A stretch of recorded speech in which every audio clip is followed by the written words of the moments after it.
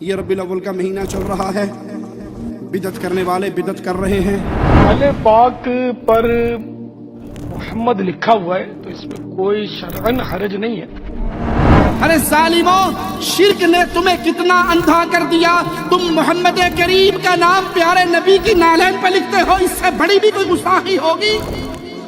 ارے مصطفیٰ کا مبارک نام تو قرآن کے حروف میں ہے، قرآن کے الفاظ میں ہے، قرآن کی زینت ہے۔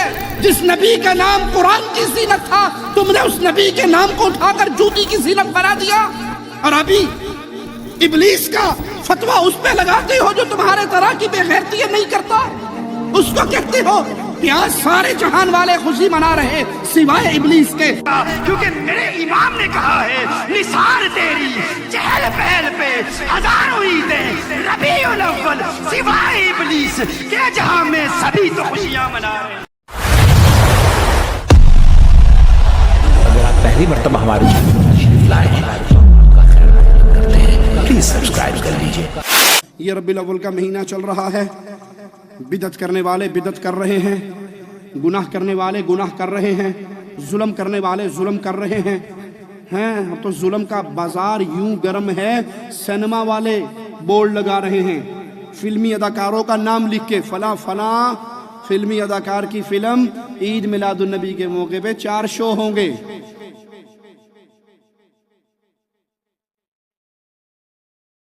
بیوٹی پارلر والی لکھ رہی ہیں پلکیں ہم سے سنوارو، آئی برو ہم سے بنواؤ۔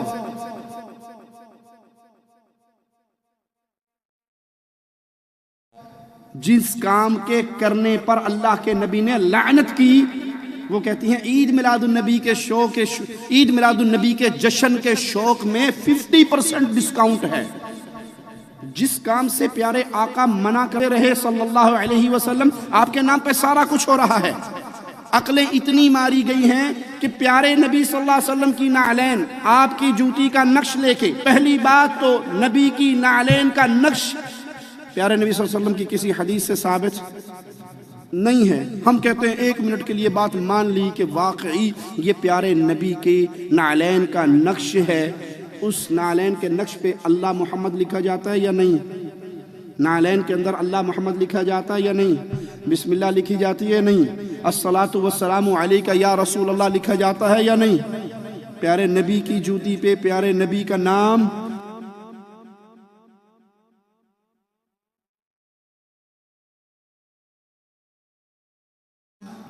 لکھا جاتا ہے، اور کیوں نہ لکھے؟ قادری صاحب سے کسی نے سوال کیا، قادری صاحب نعلین کے اوپر یہ لکھنا، کہا کوئی حرج نہیں ہے، لکھا جا سکتا ہے۔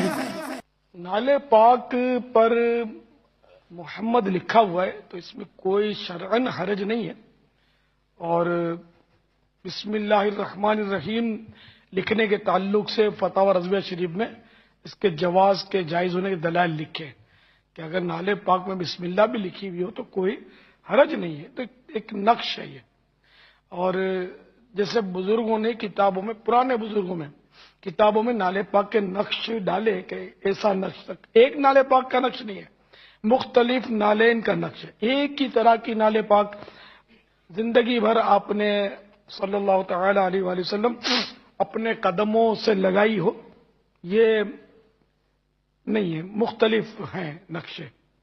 تو ان کو کتابوں کے صلب میں بیچ میں دیا ہوا ہے، تو اطراف میں اللہ اور رسول کے نام ہے، بیچ میں نالے پاک کا نقش کتاب کے اندر ہے۔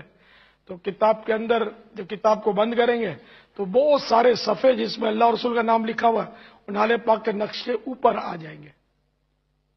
تو یہ شیطان کا وسوسہ ہے۔ اچھا، اب میں جیسا آپ کو بتاؤں کہ قرآن کریم ہے، اس سے افضل تو کوئی کتاب نہیں ہے، انڈرسٹوڈ ہے۔ قرآن کریم کا جو اوپر کا گتا ہوتا ہے اس پر کچھ نہ کچھ نقش و نگار بنے ہوتے ہیں، پھول بیل بوٹے وغیرہ بنے ہوتے نہیں بنے ہوتے؟ اچھا، یہ بنے ہوئے ہوتے ہیں۔ اب یہ بتائیے کہ ایک عام پودا ہے، اس کے پھول کا نقش بنایا، یہ فضیلت والا ہے یا پیارے محبوب صلی اللہ تعالی علیہ وآلہ وسلم کی نالے پاک یعنی جوتی مبارک کا نقش فضیلت والا ہے؟ ہر عقل مند سمجھ سکتا ہے کہ ہم پھول کی تصویر کو چومتے سروں پہ نہیں رکھتے، نالے پاک کی تصویر کو، عکس کو، خاکے کو ہم سروں پہ رکھتے ہیں۔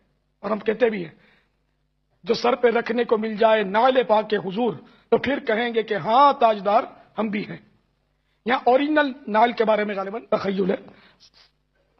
تو یہ نقش مبارک جو ہے تصویر نعل پاک کی، یہ ظاہر ہے کہ مطلب پھول اور بیل بوٹوں سے تو افضل ہے ہی ہے. تو جب یہ قرآن کریم پر بنائی جا سکتی ہے تو نعل پاک اگر کسی نے بنا دی تو اس پر کیا حکم شرعی لگے گا؟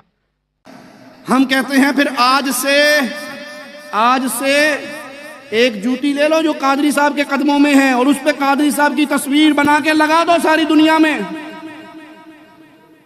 ملا دیو. جب تم اپنے قادری کی تصویر جوتی پہ دیکھو گے غصہ آئے گا یا پیار آئے گا؟ عقل مندوں سے سوال ہے جن کی عقل سلامت ہے. اپنے پیر صاحب کی تصویر، پیر صاحب کا نام جب تم جوتی پہ دیکھو گے غصہ آئے گا یا پیار آئے گا؟ غصہ آئے گا. کہو گے ہمارے بابا کی توہین ہو گئی، ہمارے پاپا کی توہین ہو گئی. ارے ظالموں، شرک نے تمہیں کتنا اندھا کر دیا. تم محمد کریم کا نام پیارے نبی کی نالین پہ لکھتے ہو، اس سے بڑی بھی کوئی گستاخی ہوگی؟ ارے مصطفیٰ کا مبارک نام تو قرآن کے حروف میں ہے، قرآن کے الفاظ میں ہے، قرآن کی زینت ہے. جس نبی کا نام قرآن کی زینت تھا تم نے اس نبی کے نام کو اٹھا کر جوتی کی زینت بنا دیا. اور ابھی ابلیس کا فتویٰ اس پہ لگاتے ہو جو تمہارے طرح کی بے غیرتی نہیں کرتا. اس کو کہتے ہو کہ آج سارے جہان والے خوشی منا رہے سوائے ابلیس کے. کیونکہ میرے امام نے کہا ہے نثار تیری چہل پہل پہ ہزاروں عیدیں ربیع الاول سوائے ابلیس کے جہاں میں سبھی تو خوشیاں منا رہے ہیں. ابلیس نبی کی وفات پہ خوش ہوتا ہے. ابو بکر غمگین ہے، عمر غمگین ہے، عثمان غمگین ہے، علی غمگین ہے، حسن غم میں ہے، حسین غم میں ہے، عائشہ غم میں ہے، حفصہ غم میں ہے، بلال غم میں ہے، فاطمہ غم میں ہے. فاطمہ کہہ رہی ہے، فاطمہ تو زہرا آواز لگا رہی ہے، جو غم بابا کی وفات سے میرے دل پہ ٹوٹا ہے، سورج پہ ٹوٹتا سورج اندھا ہو جاتا، پہاڑوں پہ ٹوٹتا پہاڑ ریزہ ریزہ ہو جاتے، چاند پہ ٹوٹتا چاند کی روشنی ختم ہو جاتی. جو غم فاطمہ پہ ٹوٹا، تمہاری شرک کرنے کی وجہ سے عقلیں ایسے ماری گئی. ارے نبی صلی اللہ علیہ وسلم کی جوتی پہ گندگی لگتی تھی یا نہیں؟ حدیث یاد ہے آپ کو؟ پیارے نبی نماز پڑھا رہے تھے، دوران نماز اپنی جوتی اتار دی تھی، صحابہ نے سب نے اتار دی تھی. آپ نے پوچھا میرے صحابہ تم نے کیوں اتاری؟ کہا اللہ کے نبی صلی اللہ علیہ وسلم آپ نے جو اتاری. کہا مجھے تو جبرائیل نے آ کے خبر دی تھی، مجھے جبرائیل نے آ کے خبر دی تھی کہ آپ کی جوتی کے نیچے گندگی لگی ہے، میں نے تو اس لیے اتاری. اے میرے صحابہ جب مسجد میں آؤ تو اپنی جوتی کو زمین پہ رگڑ لیا کرو، زمین پہ مسل لیا کرو تاکہ جو گندگی لگی ہو وہ اتر جائے. پیارے نبی کی جوتی پہ تو گندگی لگتی تھی، تم نے اس جوتی کی پوجا کرتے ہوئے میرے نبی کی ایسی گستاخیاں شروع کر دی کہ اللہ کا نام اور میرے نبی کا نام پیارے نبی صلی اللہ علیہ وسلم کے نالین پہ لکھنا شروع کر دیا.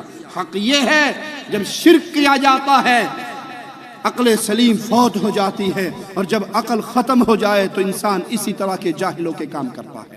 آئیے مالک کا فرمان سنتے ہیں.